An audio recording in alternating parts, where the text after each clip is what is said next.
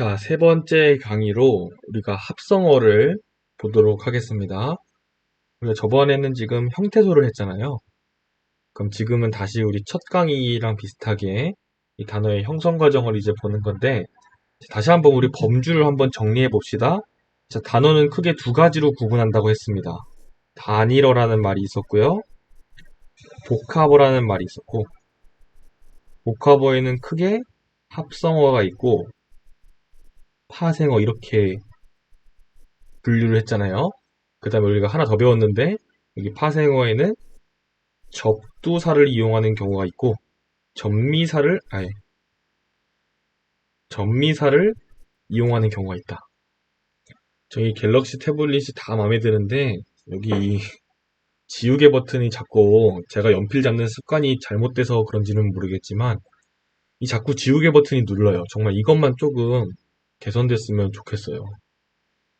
제가 젓가락이랑 이 연필 잡을 때 옛날에 좀 잘못 배워가지고, 남들이랑 조금 다르게 잡거든요. 그것 때문인지는 모르겠는데, 근데 뭐 인터넷에 이것 때문에 좀 불편하다고 하는 사람들도 있으니까 조금 개선 사항이 필요합니다. 그래서 접두사를 사용하면 접두파생어, 그다음에 전미파생어 이렇게 나눈 거죠. 그래서 이번 시간에는 여기를 보겠습니다. 여기를 제가 지금 어디를 공부하는지 정확하게 알아야 돼요. 자, 우리가 합성어를 나누는 기준은 자, 지금 제가 소개할 거는 두 가지를 먼저 소개를 하겠습니다. 첫 번째는 어근과 어근의 의미 관계에 따라서 나눌 수 있고, 그래서 여기에 따라서 하나, 두 개, 세 가지 중에 하나를 고르게 되고, 그 다음에 두 번째로는 문법적인 구조에 따라서 하나, 두 개 이런 식으로 나눌 수 있어요. 그러니까 합성어는 첫 번째 기준에 따라서 세 개 중에 한 개를 고르고, 두 번째 기준에 따라서 두 개 중에 한 개를 골라서 이 성질을 표현한다, 이렇게 보시면 되겠습니다. 근데 사실은 하나 더 추가해야 돼요. 세 번째로는 이 문법적인 구조에서 얘네가 어떠한 성분으로 연결되어 있냐, 뭐 주어 서술어 관계냐, 아니면 뭐 목적어 서술어 관계냐, 이런 것들이 지금 작년 평가원에 나왔거든요. 그래서 내년 책에는 이걸 하나 추가할 건데, 얘는 제가 문제로 간단하게 보여드리도록 하겠습니다. 뭐 개념이 있는 건 아니에요. 그래서 다시 합성어 쪽에서 어근과 어근의 의미 관계에 따라서 분류하면 이게 구별기준 1번이 되고요. 두 번째로는 이 문법적인 관계를 보면 구별기준 2번이 되겠습니다. 먼저 1번을 보겠습니다. 자, 구별기준 1번은 자, 쉽게 말하면 자, 이 어근이 예를 들어서 A 어근이랑 자, B 어근이 이렇게 있을 때 자, 얘를 또 어근이라고 하나 보고 얘를 어근이라고 만약에 본다면 이 A랑 B가 서로 의미가 어떤 관계에 있냐는 거예요. 그래서 단순히 이렇게 만들어진 단어가 이렇게 만들어질 거잖아요. 뭐 A, B 이런 식으로. 이게 만들어질 때 단순하게 그냥 A랑 B가 나열된 거라면, 즉 대등하게 연결된 거라면 대등합성어 이렇게 말을 하게 되고, 반대로 이 A랑 B 중에 어떠한 한 어근에 의미가 쏠려 있는 거예요. 대부분은 B에 쏠려 있거든요. 그러니까 마치 이렇게 수식하듯이 돼버려요. 마치. 그러니까 같은 어근이지만 그 중심적인 의미가 B가 더 강하게 갖고 있는 경우죠. 이런 경우를 종속합성어라고 되고, 마지막으로 융합합성어는 자, 융합합성어는 원래 A가 가지고 있던 의미, 그 다음에 B가 가지고 있던 의미, 이게 단순하게 더해지는 게 아니라 제3의 의미가 나온다면 그때는 융합합성어라고 합니다. 자, 예시로 보면서 보겠습니다. 어려운 얘기는 아닙니다. 두 번째 게 어려워요. 자, 강산, 앞뒤, 손발, 팔다리, 오가다 이런 것들을 얘기를 했었는데, 얘는 이렇게 뒤집어도 사실 크게 상관이 없어요. 그냥 강 앤드 산인 거잖아요. 이거를 산 앤드 강이라고 해도 크게 상관이 없잖아요. 그래서 이런 식으로 각 하나의 어근이 대등하게 연결되어 있는 것들을 대등합성어라고 하고, 이거는 뭐랑 좀 느낌이 비슷하냐면 우리가 연결어미 할 때 대등적 연결어미 또는 종속적 연결어미, 이거랑 좀 개념이 비슷해요. 자, 두 번째로 종속합성어를 보면 얘는 아까 말했듯이 의미가 어느 한 부분에 쏠려 있는 거라고 했습니다. 그럼 얘도 보면 돌 다리 중에서 얘는 다리는 다리인데 돌로 만든 다리라는 뜻이에요. 얘도 밥은 밥인데 비비는 밥, 비벼져 있는 밥이란 뜻이잖아요. 아니면 비벼서 먹는 밥 이런 뜻이잖아요. 그러니까 이런 식으로 두 개의 어근 이렇게 있을 때 뒤에 있는 어근에 좀 더 중심적인 뜻이 들어가 있다. 이런 것들을 종속 합성어라고 합니다. 조금 재밌는 이야기를 하나 하면 자 이렇게 한번 해볼까요? 자, 책가방 아니면 뭐 종이가방 이렇게 두 가지를 한번 볼까요? 아니면 이렇게 합시다. 고급 가방? 이렇게 하지 말고 이 두 개만 볼게요. 자, 얘도 전부 다 가방이라는 거에 중심적인 의미가 쏠려 있기 때문에 합성어의 첫 번째 구별 기준에 따른다면 얘는 종속 합성어일 겁니다. 근데 여기 앞에 있는 어근인 이 책이랑 종이의 역할은 살짝 다르죠. 이 책은 왜 있는 거예요? 책을 다 넣기 위한. 아이고, 죄송합니다. 넣기 위한 이란 뜻이고 여기서의 종이는 뭐죠? 종이로 만든이란 뜻이죠. 그래서 이런 것도 옛날에 한번 출제된 적이 있습니다. 그래서 같은 종속 합성어고 뒤에 있는 어근이 같은 어근이지만 이런 식으로 수식해주는 의미는 다를 수도 있다. 자, 융합 합성어는 두 개의 어근이 만나서 새로운 의미가 형성되면 그런 것들을 융합 합성어라고 하는데 자, 일단 이 밤낮은 주의해야 돼요. 일단 주의. 자, 이 밤낮이 크게는 두 가지 케이스가 있는 거예요. 첫 번째로는 항상이란 뜻이 있어요. 나는 요즘 밤낮으로 공부를 한다. 이럴 때는 항상 공부를 한다는 뜻이기 때문에 융합 합성어예요.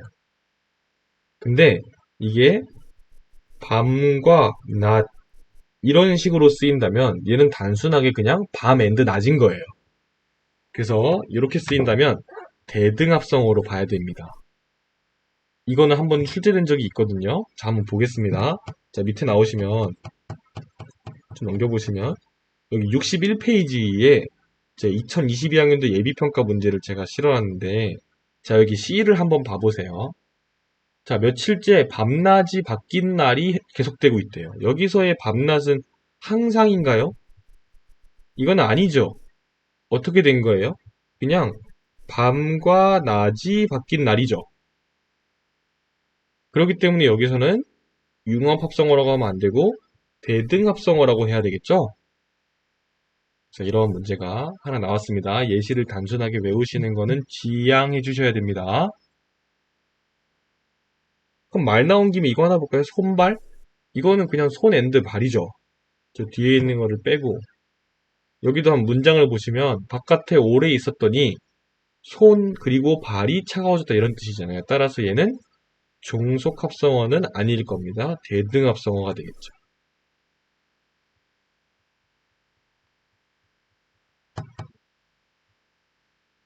자, 주야도 비슷한 뜻이고 자, 춘추 얘는 봄이랑 가을 더해서 사람의 나이를 높이는 표현이 되죠. 연세도 연도랑 세월이란 뜻이고 요즘은 이런 OTL 같은 단어 모르죠. 저 때 썼던 말들인데 얘도 쑥, 밭 이렇게 더하면 단순하게 그냥 쑥을 키우는 밭이라는 뜻이면 대등이에요. 근데 내가 하던 일이 전부 쑥밭이 됐어. 쑥대밭이 됐어. 이렇게 말하잖아요. 그럼 그럴 때는 망했다는 뜻이잖아요. 그러면 얘는 융합 합성어가 되는 거죠. 왜냐하면 쑥이랑 밭이 뜻이 완전 달라지는 거예요. 즉 원래의 어근에서 뜻을 파악할 수가 없잖아요. 그렇기 때문에 이때는 융합 합성어로 정의를 합니다. 자, 그래서 다시 그림을 그려보면 합성어의 종류를 구분할 때는 제가 지금 제시하는 거에는 이렇게 두 가지 기준이 있는 거고 모든 합성어는 두 가지 기준에 다 들어가 봐야 됩니다. 그래서 첫 번째 구별 기준에 들어간다면 대등, 종속, 융합 중에 하나를 선택을 하셔야 되는 거죠. 자, 두 번째 개념으로 본다면 자, 통사적 합성어냐 아니면 비통사적 합성어냐 이렇게 구분을 하는데 이게 말이 조금 어렵습니다. 자, 국어의 통사적 구성 방식과의 일치 여부, 이 말이 뭔 소리냐? 자, 우리가 이 통사라는 말은 얘는 쉽게 말하면 문장이거든요. 그러니까 우리나라에서 문장이 구성될 때의 그 방식과 일치하냐 또는 일치하지 않냐예요. 자, 다시 한번 쉽게 가보겠습니다.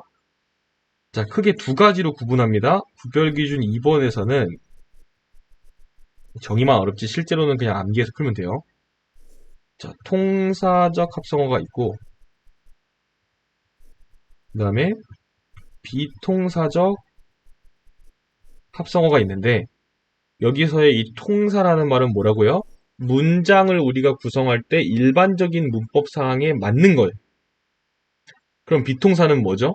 얘는 우리가 갖고 있는 문장 구성 방식과 일치하지 않는다라는 거예요. 쉽게 얘기하면 문법적으로 일반적이지 않다라는 거죠. 즉 일반적인 문법과 다른 형식으로 합성어가 만들어진다는 뜻입니다. 그리고 우리는 이 비통사적 합성어에서 케이스가 네 가지가 있어요. 그래서 이 네 가지 케이스 말고는 전부 다 통사적 합성어예요. 그러니까 통사적 합성어의 구성 방식을 외우는 게 아니라 그냥 비통사의 케이스 4개를 기억하시면 자동으로 되는 거죠.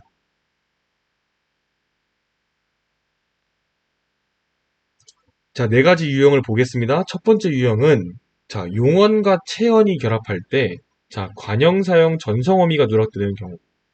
두 번째 유형은 용언과 용언이 결합할 때 앞 용언의 연결어미가 누락되는 경우. 이거 두 개가 제일 중요한데 자, 좀 말이 어렵잖아요. 그러면 제가 오른쪽에다가 다시 한번 정리해 볼게요. 자, 용언이랑 자, 무조건 이런 식으로 용언이 앞에 있어야 됩니다. 이런 식으로 있을 때는 우리가 지금 용언이 체언을 수식해 주려면 뭐가 있어야 돼요? 어간 플러스 관형사형 전성어미가 이런 식으로 써줘야 되는데 만약에 이 용언과 체언이 결합해서 하나의 합성어를 형성할 때 이 관형사형 전성어미가 없이 바로 연결된다면 이거는 우리가 알고 있는 일반적인 문법 규칙과 맞지 않는 거죠. 따라서 비통사적 합성어로 분류하는 겁니다. 두 번째로는 자, 우리가 용언이 이런 식으로 결합을 하려면 일반적으로 어떻게 써야 돼요? 어간에다가 앞에다가 연결어미 이렇게 붙여줘서 이렇게 이어야 되는 거잖아요. 근데 만약에 결합할 때 연결어미가 생략돼 있대.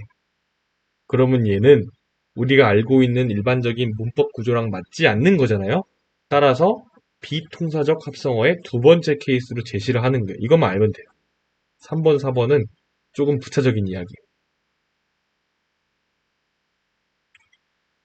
그러면 공통점을 보면 일단 앞에는 뭐죠? 전부 다 용언에 대한 이야기구나.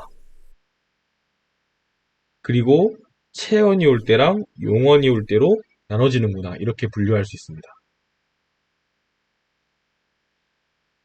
자, 케이스를 볼까요? 자, 저는 이 검버섯으로 한번 해볼게요. 자, 얘는 자, 검다 플러스 버섯이 형용사고 명사잖아요. 그럼 이거 두 개가 합성어로 구성이 되려면 이렇게 수식하는 형태가 될 거잖아요. 그러니까 여기다가 뭘 써야 되는 거야? 뭐 이러한 전성어미를 써줘야 되는 거죠. 관형사형 전성어미를요. 근데 지금 보시면 알겠지만 여기 관형사형 전성어미가 나타나지 않은 형태로 바로 결합한 거를 볼 수 있어요. 따라서 우리는 첫 번째 유형의 비통사적 합성어로 분류할 수 있습니다. 근데 우리 여기 밑에 있는 이 검불다를 한번 보세요. 얘는 위에랑 다르죠. 얘는 검다라는 용언이랑 그다음에 불다라는 용언이 이렇게 결합한 거예요. 그러니까 위에 거는 용언이랑 체언이 결합한 거고 밑에 거는 용언이랑 용언이 결합한 거죠. 그럼 이럴 때는 뭘 써줘야 돼요? 여기 앞에 있는 용언에 연결어미를 써줘야 되는 거죠. 근데 지금 얘가 죽은 채로 바로 결합했어요. 어간이랑 어간이 바로 결합했어요. 이 케이스 2번은 요즘 문제에서는 이렇게 말해요. 어간과 어간이 직접 결합. 이런 케이스라고도 말해요. 왜 그런지 알겠죠? 연결어미가 날아가니까 어간이랑 어간이 이렇게 바로 만나게 되는 거잖아요. 따라서 비통사적 합성어입니다. 제가 대표적으로 지금 여기 있는 이 검버섯이라는 단어랑 검불다라는 단어 두 가지로 지금 예시를 들어드렸는데 둘 다 비통사적 합성어는 맞지만 다른 유형의 비통사적 합성어임을 여러분들은 꼭 기억하시길 바랍니다. 첫 번째 유형은 용언이랑 체언이 결합할 때 관형사형 전성어미가 날아간 케이스고 두 번째 유형은 용언이랑 용언이 결합할 때 연결어미가 날아간 케이스다. 이거를 조금 다르게 분류해 주시길 바랍니다.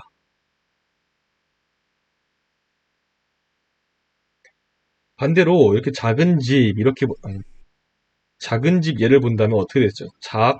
어간, 관형사형 전성어미, 그 다음에 집 이런 식으로 전성어미가 살아있으니까 통사적 합성어라고 부르는 거고 여기 띠놀다를 보면 얘는 지금 연결어미가 날라가 있잖아요. 그러니까 비통사인데 이 돌아가다 같은 경우는 요놈이 지금 연결어미로 살아있기 때문에 얘는 통사라고 봐야 되는 거죠. 이렇게 분류할 수 있습니다. 자, 세 번째는 부사가 체언을 수식하는 경우 우리 일반적으로 부사는 체언을 제외한 나머지를 수식하잖아요. 그러니까 부사가 체언을 수식하는 경우에는 비통사적 합성어라고 합니다. 근데 사실 정확히 얘기하면 이거 부슬비 있잖아요. 이거 부사가 아니에요. 이 부슬부슬이 같이 쓰여야 부슬이죠. 다시. 부슬부슬이 같이 쓰여야 부사죠. 근데 그냥 이렇게 좀 까다롭게 보지 말고 그냥 부사 같은 것들이 체언을 수식하는 경우 비통사적 합성어다 이렇게 하겠습니다. 부슬비, 산들바람 이런 것들은 너무 유명한 예시가 되는데 우리 고등학교 수준에서는 이 하나를 뭐 유일형태소라고 말하기도 좀 그러니까 그냥 부사 같은 것들, 부사랑 비슷한 것들 이렇게 하겠습니다. 자, 네 번째는 한자어에서 우리말 어순이랑 맞지 않는 경우를 제시를 하는데 뭐 대표적으로 독서를 본다면 얘가 읽다에 대응되고 이 서가 책에 대응돼요. 그럼 이거를 나열해 보면 서술어, 목적어 이러한 구성이 되는데 우리 문법 같은 경우는 목적어, 서술어 구조죠.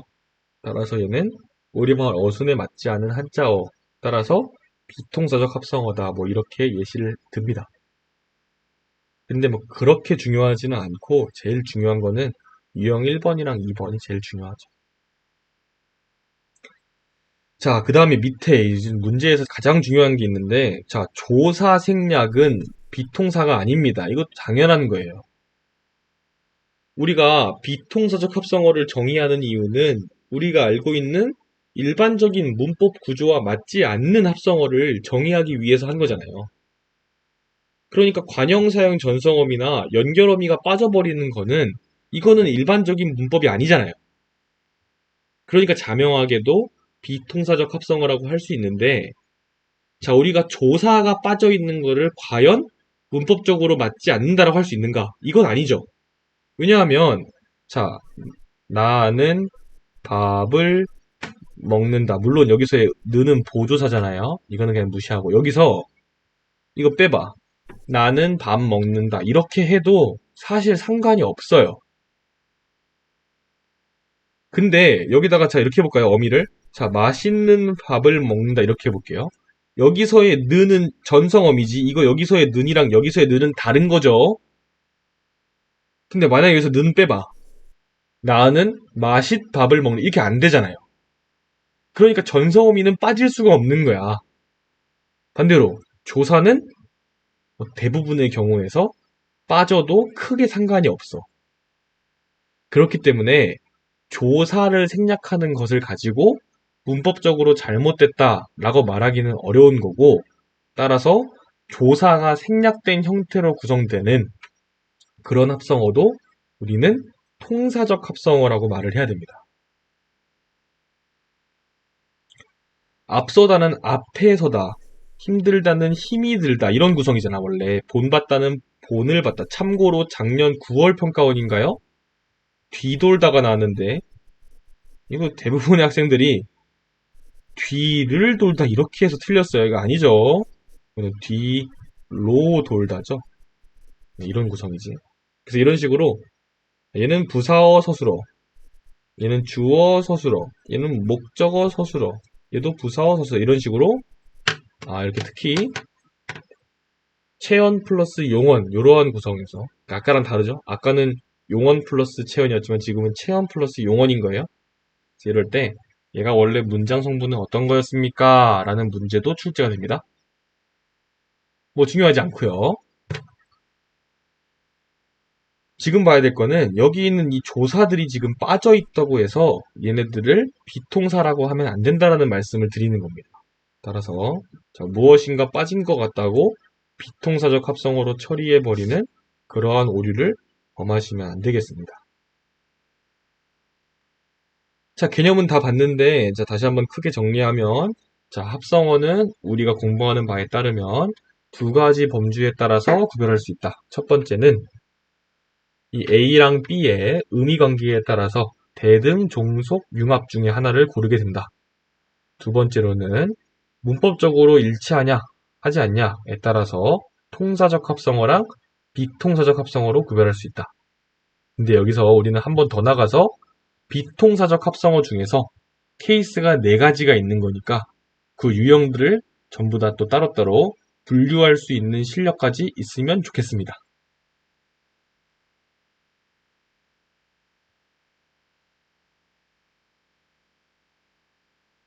간단하게 예시 문제를 조금 보고 가겠습니다. 자, 이 문제는 나온 지 한 7년 정도 된 문제인데요. 지금 보시면 아시겠지만 비통사적 합성어에 대한 상세한 정의를 보기에서 주고 있지 않습니다. 다시 말하면 케이스 4개를 알아야 된다는 건 답은 너무 쉬워요. 얘는 1번이죠. 아이고. 왜죠? 얘는 뛰다 플러스 놀다가 되는데 여기 지금 연결어미가 원래 들어가야 되는데 지금 빠져 있는 거잖아요. 따라서 얘는 유형 2번에서의 비통사가 되는 거지. 왜 그런 거죠? 얘는 용언 구성에서 연결어미가 빠져 있는 거니까요. 반대로 5번부터 한번 볼까요? 자, 5번은 얘는 굿다 플러스 살이 되는데 이런 식으로 보면 전성어미가 지금 살아있죠. 따라서 얘는 유형 1번을 논할 때 통사적 합성어다 이렇게 말할 수 있는 거고 4번도 같은 케이스가 되겠습니다. 자, 2번이 조금 중요한데 자, 얘는 우리 약간 그 르블 규칙 용언을 한번 잘 떠올려 보시면 자, 얘는 원래 모르에서 온 거잖아요. 얘가 어떻게 된 거죠? 죽고 생기니까 몰, 리을까지가 어간, 그 다음에 아까지가 어미잖아요. 이 아만 어미잖아요. 그럼 얘는 지금 원래는 어떤 구성이냐면 자, 모르다 플러스 보다의 구성인데 그럼 얘는 따라서 용언 플러스 용언이니까 유형 2번에서 우리가 쟁점으로 다뤄야 되는 거잖아요. 맞죠? 유형 2번이 용언을 보는 거니까 여기를 말하는 겁니다, 지금. 그럼 우리가 유형 2번에서의 쟁점은 뭐죠?